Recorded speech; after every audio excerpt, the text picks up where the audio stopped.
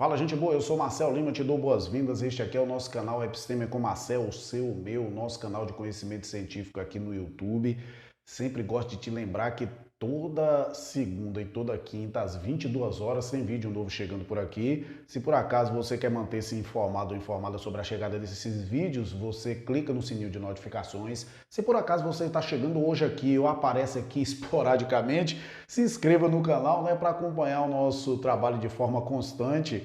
Se gostar do vídeo, senta o dedo no like e, claro, para nos ajudar, compartilha com seus amigos nas suas redes sociais. O vídeo de hoje, nós vamos dar sequência à nossa série de vídeos sobre as células gliais. Se por acaso você não viu o vídeo anterior sobre a bainha de mielina, eu te aconselho a ver, porque o conteúdo de lá é a base do tema de hoje aqui. Então, importante você dar uma olhada lá, ok? Dê uma olhada, o vídeo foi publicado na segunda-feira, dá uma olhadinha, bainha de mielina. Antes de a gente entrar logo no quadro aqui sobre os oligodendrócitos e células de Schwann, que são o tema hoje do nosso vídeo, dê uma olhadinha aí nas ilustrações gráficas que eu estou trazendo para vocês verem aí como são os oligodendrócitos e as células de Schwann. Vejam aí.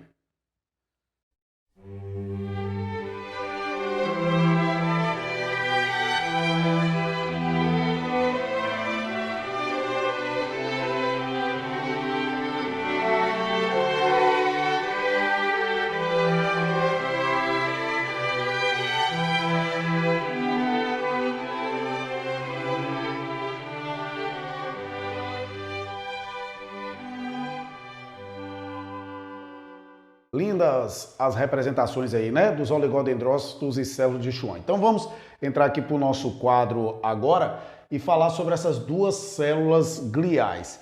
Primeiramente, os significados dos nomes, para você sempre estar por dentro do que significa, das coisas que estão sendo faladas. Então, oligodendrócito significa células que possuem poucas ramificações, oligodendrócitos. Já as células de Schwann receberam esse nome em homenagem a Theodor Schwann, que foi um fisiologista alemão que viveu entre 1810 e 1882 e foi o fundador da histologia moderna.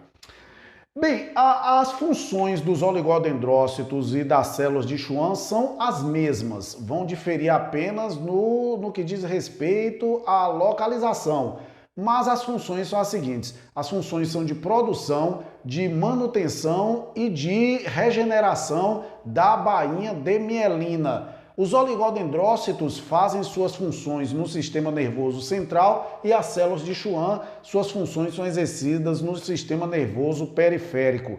Esta é uma das suas diferenças. A outra diferença fundamental entre eles é que os oligodendrócitos têm a capacidade de apenas uma célula fazer ligações com várias bainhas de mielina, ou seja, produzir várias bainhas de mielina em diferentes neurônios, como você percebe nessa ilustração aqui. Você tem um oligodendrócito que, através de suas poucas ramificações, produz, né, a bainha de mielina em dois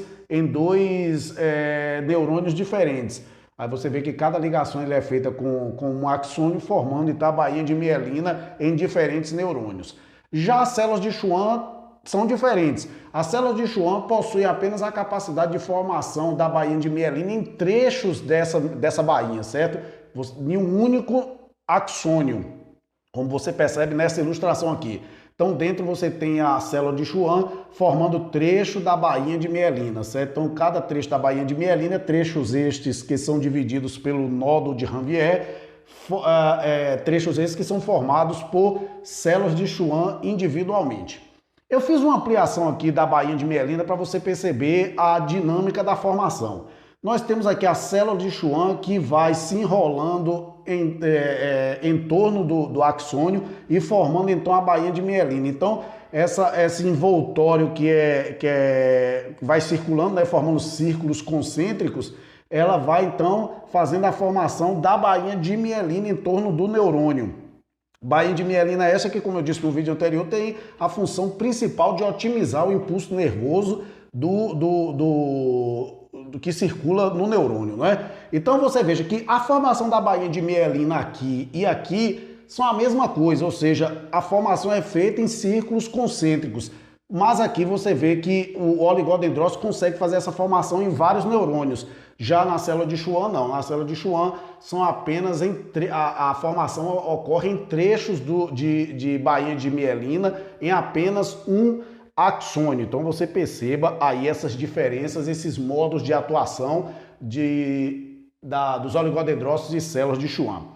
Eu quero trazer um tema, assim, um assunto muito interessante com relação à célula de Schwann, no que diz respeito à possibilidade que elas têm de saírem do sistema nervoso periférico, que é o local delas, para o sistema nervoso central.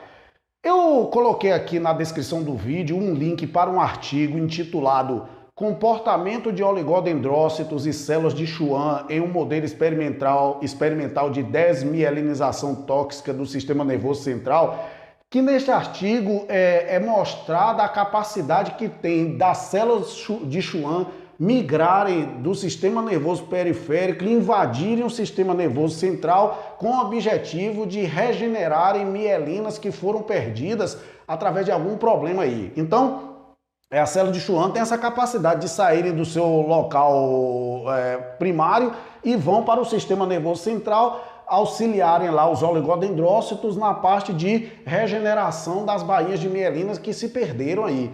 Isso, salvo engano, ele coloca na ausência dos astrócitos, certo? Então, você dá uma olhadinha no artigo, que é muito interessante, você que gosta dessa temática aprofundar um pouco mais, está aí um artigo, uma sugestão de leitura para você, que está aí o link na descrição do nosso vídeo.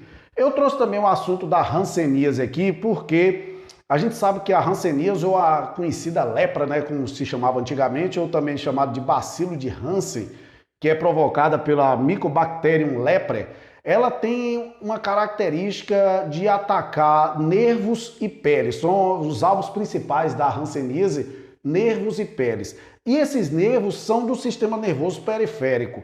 Ora, no sistema nervoso periférico, quais são as células gliais que nós temos, principalmente que formam a bainha de mielina? As células de Schwann. Então, o alvo principal da Mycobacterium leprae é a célula de Schwann no sistema nervoso periférico. Esse ataque dessa bactéria à célula de Schwann provoca sérias complicações no corpo da pessoa que é afetada, né? Então, existem alterações de temperatura. Primeiro, há uma formação de manchas pela pele, essas manchas avermelhadas, manchas esbranquiçadas, etc. Manchas essas que são insensíveis e que também são insensíveis, ou seja, há perda de sensibilidade nessa área, até mesmo suor não acontece nesse trecho que é afetado por essa mancha provocada pela Mycobacterium leprae. Há o aparecimento de caroços e inchaços naquelas regiões chamadas frias do corpo da pessoa, que são as orelhas, mãos e cotovelos. Há uma alteração da musculatura esquelética, principalmente nas mãos, formando aquilo que é chamado de mãos de garra. E também há infiltrações e edemas na face, formando a chamada face leonina. Tudo isso é sintoma do ataque da Mycobacterium leprae ao corpo, né? Ao corpo humano, principalmente porque a lepra, a hanseníase, melhor dizendo, tem como alvo principal o ser humano. Então, a bactéria ataca então as células de Schwann, provocando problemas no sistema nervoso periférico. Por isso que a pessoa, como eu falei, né, há problemas na musculatura esquelética, ou seja, a mão da pessoa começa a dobrar, problemas também de movimentação, uma série de coisas que dizem respeito a Mycobacterium leprae atacando o sistema nervoso periférico, tendo como alvo, como eu disse, as células de Schwann. Beleza? Não vou tratar aqui sobre a hanseníase de forma aprofundada, uma hora aí a gente pode tirar um vídeo aí para tratar sobre essa doença que é tão estigmatizada ainda no nosso mundo, depois de milênios e milênios na história da humanidade, ainda é tão estigmatizada, né? Apesar de que hoje é plenamente curável, um simples antibiótico aí cura a hanseníase. Num vídeo futuro a gente trata sobre ela. Mas hoje vamos ficar por aqui, relembrando, os oligodendrócitos e as células de Schwann são células gliais, sendo que os oligodendrócitos estão presentes no sistema nervoso central e as células de Schwann no sistema nervoso periférico. A função básica dessas células gliais são de produzir, manter e regenerar a bainha de mielina, ou seja, aquela bainha que envolve o axônio do neurônio, beleza?